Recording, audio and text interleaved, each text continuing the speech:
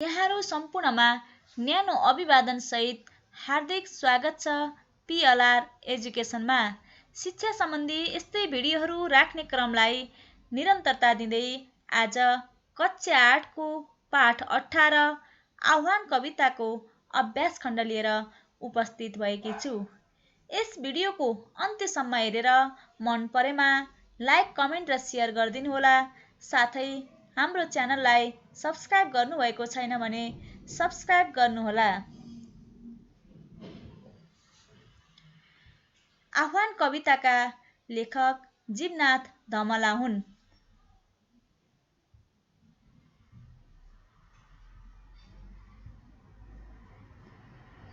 अब लागौं अभ्यासतिर। अभ्यास 2 उत्तर भन्नुहोस्। प्रश्न क मनहरूले अझै के गर्नुपर्छ? मनहरूले अझै जाग्नुपर्छ। प्रश्न ख देश के हो? देश माटो र मुटु हो। प्रश्न ग अस्तित्वको ज्वाला कहाँ अकासिन्छ? अस्तित्वको ज्वाला भक्ति वा बलभद्रका नसाहरूमा अकासिन्छ।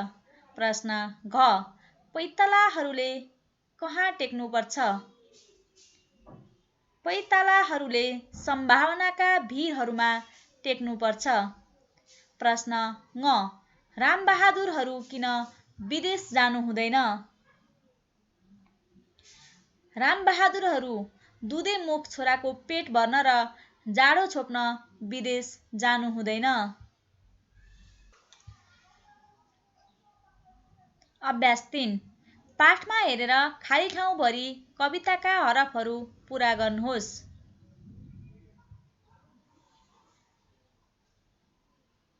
हातहरू चल्दैछन्, चल्नुपर्छ अझै, माटो बोकेर मुठीहरूमा। मनहरू जाग्दैछन्, जाग्नुपर्छ अझै, विश्वास भिरेर आँखाहरूमा। माटो देश हो, देश मुटु हो।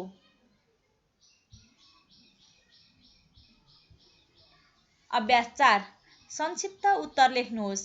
प्रश्न क आह्वान कवितामा किन मनहरू अझै जाग्नुपर्छ भनिएको हो? उत्तर आह्वान कवितामा विकास, निर्माण र जागरणको भावनालाई प्रस्तुत गरिएको छ। जतिसुकै विषम परिस्थितिमा पनि एक देशभक्त नागरिकले चुप लागेर बस्नुहुन्न। आफ्ना हातहरू चलुन्जेल चलिरहनुपर्छ। मुठीमा आफ्नो प्यारो देशको माटो बोकेर अघि बढ्नुपर्छ। आफ्नो देश नै देशवासीका लागि मुटु भएकाले देशको समुन्नतिमा लाग्नु आवश्यक छ। लोकतन्त्रको प्राप्तिपछि देशले काँचुली फेरि नसकेको अवस्थामा देशवासीले जागृत भई अघि बढ्नुपर्ने भएकाले आह्वान कवितामा मनहरू अझै जाग्नुपर्छ भनिएको हो। प्रश्न ख पाइतालाहरूले सम्भावनाका भिरहरूमा किन टेक्नुपर्छ? देशमा जागरण ल्याउन र विकासको गतिलाई तीव्र पार्न देशभक्त नागरिकले ठूलो मूल्य चुकाएका थिए। भन्ज्याङ, चौतारी, मैदान जताततै जागरणले छोएको भए पनि वर्तमान समयमा त्यो जागरण केही सुस्ताएको हो कि भन्ने कविलाई लागेको छ। जताततै जागरणका भावनाहरू अभिव्यक्ति भइरहेका बेला देशभक्त नागरिकले सचेत हुनु जरुरी छ। देशले विकास र प्रगति चाहेको छ। त्यसको सम्भावना यहाँ प्रचुर मात्रामा रहेको भए पनि भौगोलिक विकटता, अशिक्षा, पछौटेपन, गरिबी आदिले गर्दा गन्तव्यमा पुग्न त्यति सहज छैन। त्यसैले जागरण र विकासबाट मात्रै देशको उन्नति हुने र जनताको घर आँगनमा समृद्धि आउने हुनाले पाइतालाहरूले सम्भावनाका भिरहरूमा टेक्नुपर्छ।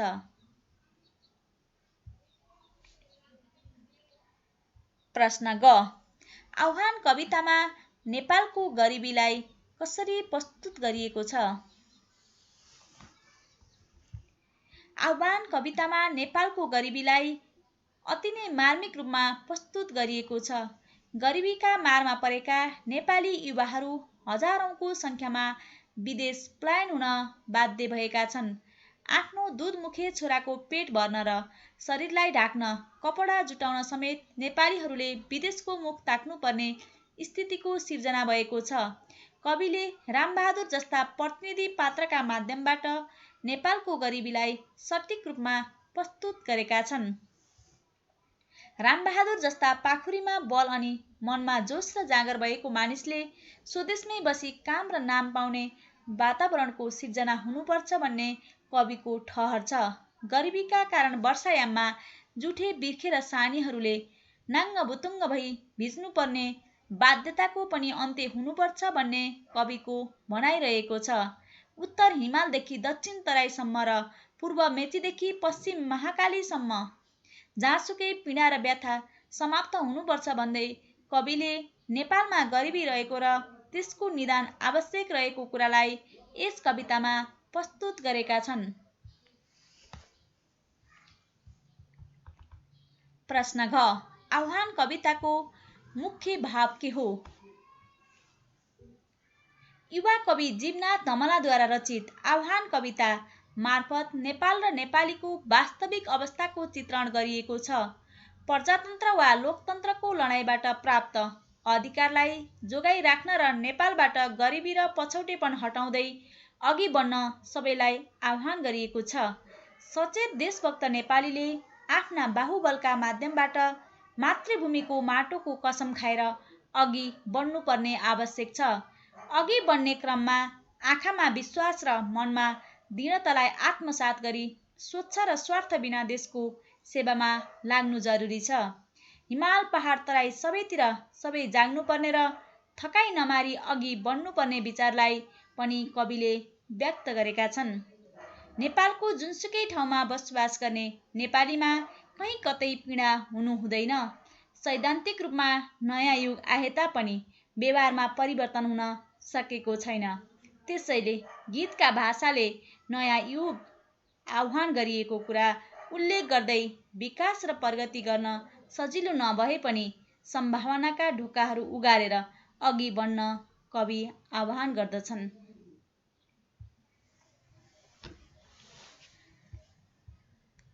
कविका अनुसार देशमा गरिबी र पछौटेपन व्याप्त रहेको छ। यसका मारमा गरिब निमुखा जनता परेका छन्। रामबहादुर जस्ता पाखुरीमा बल अनि मनमा जोस र जाँगर भएका व्यक्तिहरूले गरिबीकै कारण दुधमुखे छोराको पेट भर्न र जाडो छोप्न विदेश जानु परेको छ। कवितामा उल्लेख गरिएका जुठे बिर्खे र सानीहरू प्रतिनिधि पात्र मात्र हुन्। वर्षायाममा यस्तै कयौं मानिसहरूको शरीर ढाक्ने कपडा हुँदैन। यस्तो विषम अवस्थाको अन्त्य हुनुपर्ने र मेची महाकालीका कुनै पनि जनताले दुखी भएर बाँच्नुपर्ने अवस्था रहन नहुने कुराको आह्वान पनि यस कवितामा गरिएको छ। कविले यस कवितामा जागरणको भावलाई प्रस्तुत गरेका छन्। सबै नेपालीमा जागरणको भाव जागृत भएमा देशले काँचुली फेर्ने कुरामा कुनै शङ्का छैन। अतः यस कविताको मुख्य भाव नै जागरण हो।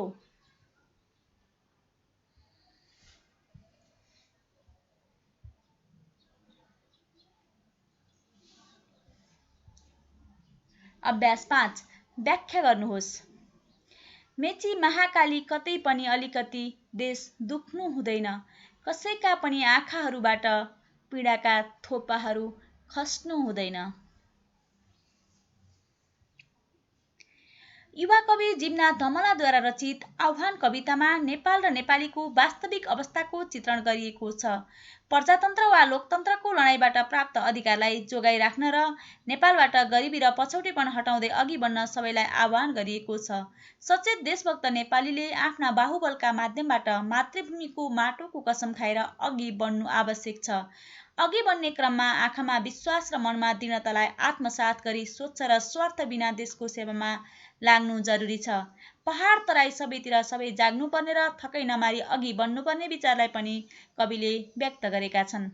गीतका भाषाले नयाँ युग आह्वान गरिएको कुरा उल्लेख गर्दै विकास र प्रगति गर्न सजिलो नभए पनि सम्भावनाका ढोकाहरू उगारेर अघि बढ्न उनी आह्वान गर्दछन्।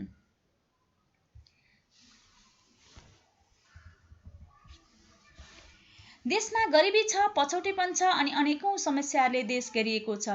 देशमा असमानता रहन्जेल सबैको मन शान्त हुँदैन, सुखी हुँदैन। अत सबैतिर परिवर्तन, समृद्धि र शान्तिको आवश्यकतालाई कविले प्रस्तुत पंक्तिमा उल्लेख गरेको पाइन्छ। मेची महाकालीमा फैलिएको हाम्रो देश नेपाल सबैलाई प्यारो लाग्छ। प्राकृतिक एवं सांस्कृतिक सौन्दर्यले भरिपूर्ण यस देशको भौगोलिक अवस्था एकैनासको छैन। यस्तै भारत र चीन जस्ता विशाल देशका बीचमा अवस्थित नेपालले कहिलेकाहीँ छिमेकीहरूको थिचोमिचो पनि सहनुपर्ने अवस्था सिर्जना हुन्छ। त्यस्तो बेला देशको कुनै भागमा जनताले गरिबी होस् वा छिमेकी देशले गरेको थिचोमिचोका विरुद्ध एक भई लाग्नुपर्छ भन्ने कविको आह्वान छ। देश हरेक दृष्टिले समृद्ध बन्नुपर्छ। कुनै पनि हिसाबले कसैका आँखाबाट पीडाका थोपाहरू खस्नु हुँदैन र सबैले सुखी र समृद्ध जीवनयापन गर्ने वातावरण सिर्जना हुनुपर्छ। कविले देशको गरिबीको अन्त्य र समृद्धिका लागि सबैले जागरुक भएर लाग्नुपर्ने अनि मात्र देशका समस्याहरू समाधान हुने विश्वास यस पंक्तिमा व्यक्त गरेको पाइन्छ। अभ्यास 6। कवितामा कविले भोलिको नेपालको सुन्दर चित्र कसरी उतारेका छन् आफ्नै शैलीमा लेख्नुहोस्।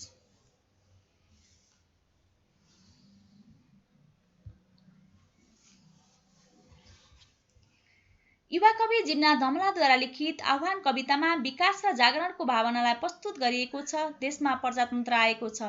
सबै जनता जात, धर्म, भाषा, क्षेत्र, लिङ्गका आधारमा विभाजित हुनुको सट्टा देशमा विद्यमान समस्या समाधानमा लाग्नुपर्ने विचारलाई मुख्य रूपमा यस कवितामा प्रस्तुत गरिएको छ। कविका विचारमा देशको भोलिको भविष्य सुन्दर छ। देशमा विद्यमान गरिबीको अन्त्य र विकासका सम्भावनाहरूलाई हामीले हिमाल, पहाड एवं तराई सबैतिर फैलाउन सक्छौं भने देशको सुन्दर भविष्य रोक्न कसैले सक्ने छैन। देश विकासको महायज्ञमा एकजुट भई लागेका खण्डमा गरिब रामबहादुर जस्ता व्यक्तिहरूले आफ्ना दुधमुखे छोराको पेट भर्न र जाडो छोप्नका लागि विदेश गएर र पसिना चुहाउनु पर्दैन। आज जताततै गीतले नयाँ युगको आह्वान गरिरहेकोले सबै सचेत भई जाग्नुपर्ने, बिउजनुपर्ने बेला आएको छ। मेची महाकाली एकजुट भएका खण्डमा सबै समस्या समाधान हुने र देशले काँचुली फेर्ने कुरामा कुनै शङ्का छैन। अत कविले हामी सबै एकजुट भई गरिबी र पछौटेपन र विद्यमान समस्याहरूको समाधानमा लाग्न सके भोलिको देशको अवस्था सुन्दर बन्ने परिकल्पना गरेका छन्। अवश्य पनि हामी सबै एकजुट भई लागिपरे सुन्दर र समृद्ध नेपाल बन्न सक्ने कुरामा विश्वास गर्न सकिन्छ। शब्द भण्डार अभ्यास 7। उल्टो अर्थ दिने शब्द छानेर जोडा मिलाउनुहोस्। विश्वास, अविश्वास। जाडो, गर्मी। वर्षा, हिउँद। मैदान, टापु। फैलिन्छ, खुम्चिन्छ। अभ्यास 8। मिल्दो अर्थ दिने शब्द छानेर जोडा मिलाउनुहोस्। चोखो, पवित्र। बरकत, शक्ति। आँखा, नेत्र। पीडा, दुःख। आकाश, गगन।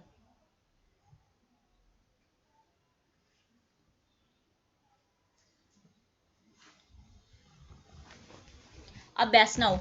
अर्थ स्पष्ट हुने गरी वाक्यमा प्रयोग गर्नुहोस्। यी वाक्यहरू नमुना मात्रै हुन्। मुटु। स्वच्छ खानपिन र आहार विहारबाट मुटुलाई बचाउन सकिन्छ। चौतारी, बटुवाले चौतारीमा बसेर थकाइ मार्यो। स्पर्श, आमाको स्पर्श पाउन साथ मैले सबै पीर भुलेँ। पसिना, देश बनाउन धेरैले रगत पसिना बगाउनुपर्छ। ज्वाला, सडक बालबालिकाको पेटमा भोकको ज्वाला दन्किरहेको छ। पेट भर्नु, दुधमुखे छोराको पेट भर्न कयौं रामबहादुर विदेशिनु परेको छ। जाडो छोप्नु, गरिब परिवारका मानिसहरू जाडो छोप्न नसक्दा हुतुहुतु मर्छन्। अभ्यास 10। निर प्लस विकार निर्विकार भए जस्तै तलका शब्दमा निर उपसर्ग लगाएर नयाँ शब्द बनाउनुहोस्। निर प्लस माया निर्माया। निर प्लस दोष निर्दोष। निर प्लस धन निर्धन। निर प्लस विकल्प निर्विकल्प। निर प्लस जन निर्जन। अभ्यास 11। तलका शब्दको अर्थ लेख्नुहोस्। भिर, ठाडो वा एकदमै कडा चट्टानले बनेको डरलाग्दो ठाउँ अर्थात् पहरो। सम्भावना, कुनै कुरा वा घटना हुन सक्ने परिस्थिति। कैलाश, हिमालय पर्वतमा मानसरोवरको किनारको प्रसिद्ध शिखर, शिवजीको वासस्थान। वर्चस्व। अभ्यास 14, पाठमा चल्नुपर्छ, जाग्नुपर्छ जस्ता आधा अक्षर लागेका क्रियापदहरू प्रयोग भएका छन्। त्यस्तै आधा अक्षर लागेका अरू 5 वटा क्रियापद खोजेर कापीमा सार्नुहोस्। फैलिन्छ, जाग्दैछन्, अकासिन्छ, टेक्नुपर्छ, दुख्नु हुँदैन। अभ्यास 15, पाठमा ज्वाला, अस्तित्व जस्ता आधा अक्षर लागेका क्रियापद बाहेकका अरू धेरै शब्दहरू प्रयोग भएका छन्। त्यस्ता 5 वटा शब्दहरू पाठबाट खोजेर लेख्नुहोस्। विश्वास, भक्ति, वर्चस्व, बोधिसत्व, सम्भावना।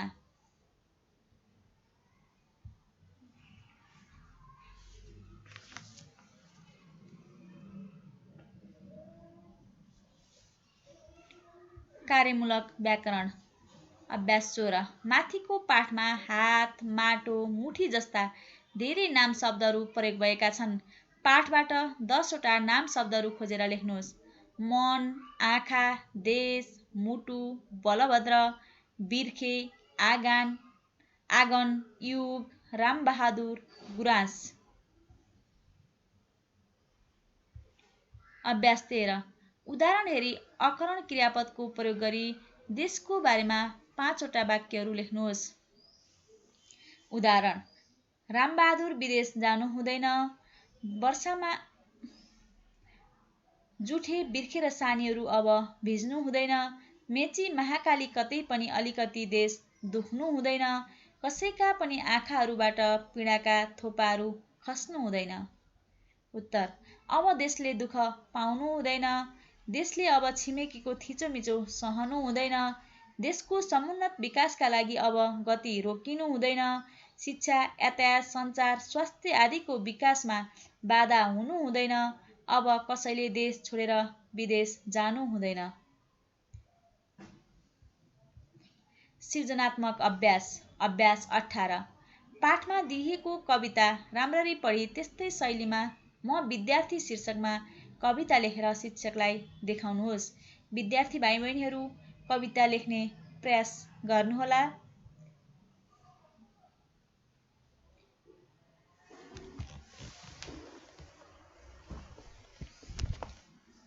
म विद्यार्थी, बुबा आमा र गुरुहरूको सपना, देशको कर्णधार म, देशको मुहार फेर्ने सपना बोकेको विद्यार्थी म, मेरा थुप्रै सपना छन्, ममाथि अरूका थुप्रै आशाहरू, देशले आफ्नो नाम बचाउने सपना म जस्ता युवामा देखेको छ, देशलाई आत्मनिर्भर बनाई विकास निर्माणका योजनालाई मैले साकार पार्नु छ।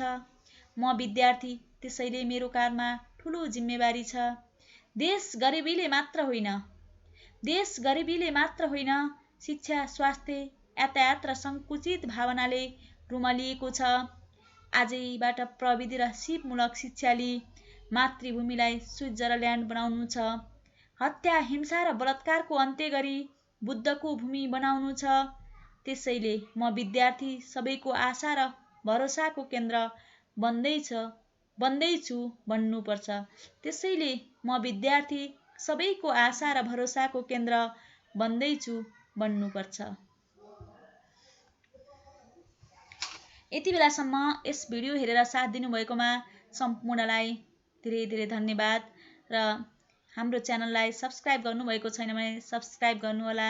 साथै यो नजिकै रहेको बेल आइकनलाई क्लिक गरी अलमा क्लिक गर्नुहोला, जसले पिएलआर एजुकेसनले राखेका सम्पूर्ण भिडियोहरू सजिलैसँग हजुरहरू सामु आइपुग्दछ। धन्यवाद।